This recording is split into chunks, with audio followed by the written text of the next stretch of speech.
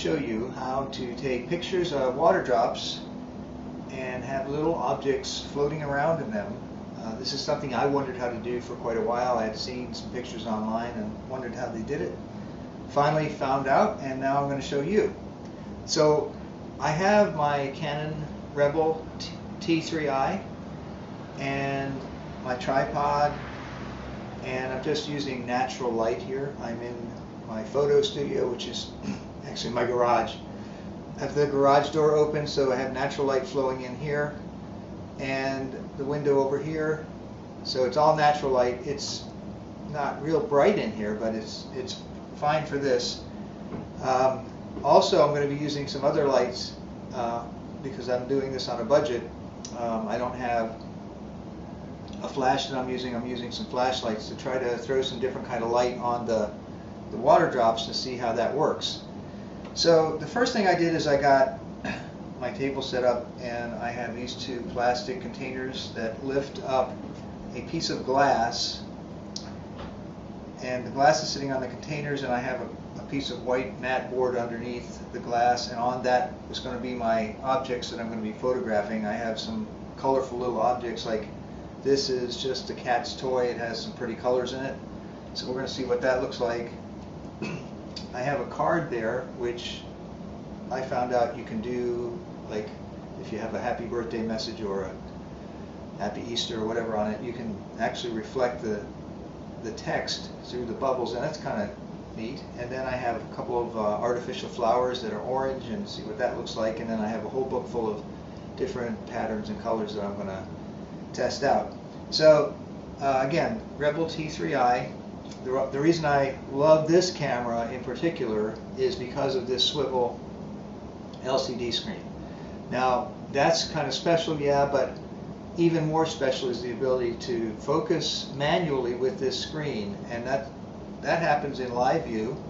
There's a little button on the back of the camera that you press to go into live view, and then there's another little button here that will zoom in 5 times or 10 times. And the reason that's special to me is because I have difficulty focusing manually. I always have. And usually when I think it's in focus, I take the picture, my eye's not too great, and I get fuzzy pictures.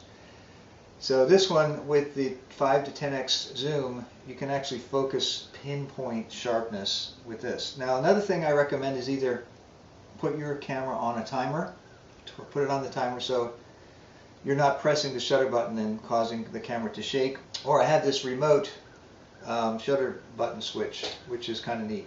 This only costs about, I don't know, $12. So again, I'm on a budget, so here we go. First thing I did was I treated the glass with some Rain-X, which you can buy at any hardware store. You don't have to do that, but it helps for the drops to bead up. Get some nice well-defined drops. And then I spritzed it with some water so that the drops are on top of the glass. And then I have to put my object underneath, and I'm using a macro lens here. This is a Sigma 105. I'm going to show you in a few minutes how you can do this without a macro lens, and it will only cost you an additional, I checked online for this object today, it's only $10 to $12 on Amazon. So I'll show you that in a few minutes. Okay, the first thing I want to do now is turn on live view, and now I can see the objects in my LCD screen, and I'm going to manually focus, but before I do that I'm going to press the little button that will zoom in 5x, and now I can see in the middle of my drops my little object, and it's perfectly positioned. I don't have to move it at all, but if you have to move it, just, you know, you can feel free to move it around a little bit. So I'm all focused, ready to go. I have my f-stop at f20 because I want a lot of detail in this. So here I go. Take the picture, and there it is. Now I want to try adding a little light.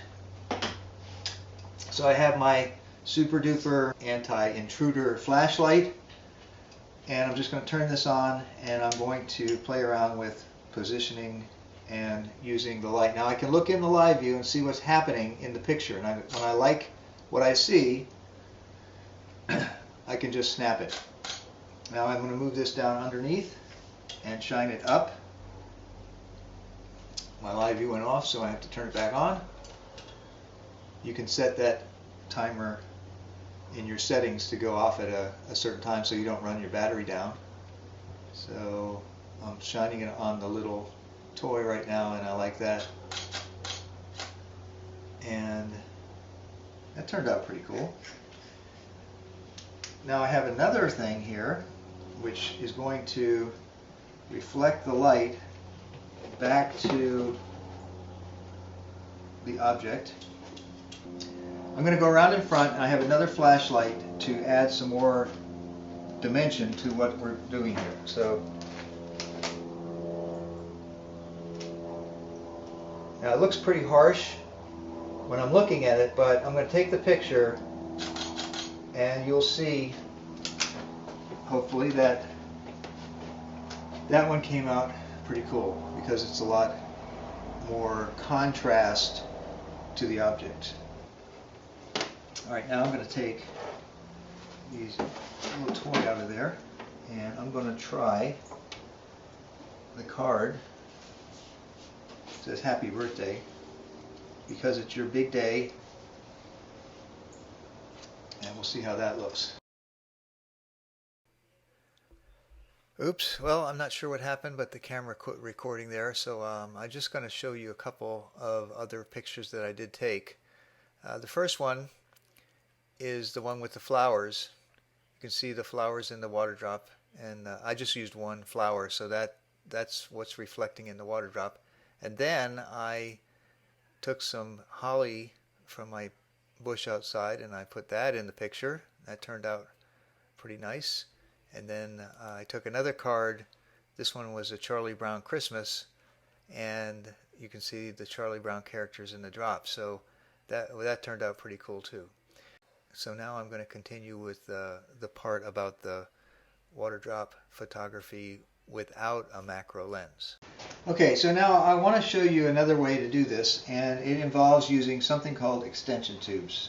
These are little round cylinders that attach to your camera body in between the body and the lens that you're using. This allows you to make any lens a macro lens.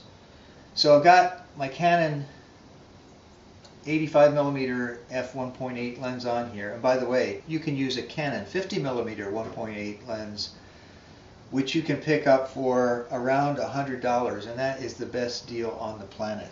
And use these extension tubes and get really close to these water drops or any other macro object that you want to take, a flower, a bug. You can use them in tangents with each other. In other words, you can use more than one extension tube on the lens. I happen to have the 36mm, which is the largest one that I have. I will have a link to these extension tubes under this video on my website. So if you happen to be looking on YouTube, you need to go to my website to see where to get these things. They are very inexpensive, and they will turn any lens that you have into a macro lens. So I have the extension tube on here. The one thing that's different about this between this and a macro lens is that the focus on the lens now is very limited. So you may have to raise or lower your camera rather than using the focus ring. So I have a picture of a butterfly under here, and I'm going to use my live view. And then I'm going to see if I can focus on the butterfly. And I'm going again to use my nifty little 5x zoom tool, and then I see that I cannot focus at this distance, so I have to lower my camera just a tad, and now I'm seeing the butterfly in the bubble, so I can move over and focus directly on that butterfly and go into 10x where I can really fine-tune the focus like that, and snap the picture. And there you have it. Again, you can use lights to brighten up the subject, and I like that. That's pretty cool. and then you can go down below and do some even cooler things. So I have, now I'm shining it on the butterfly, and there is the result. So play around with the lights. Again, I don't have anything expensive here. These are flashlights that I had around the house anyway.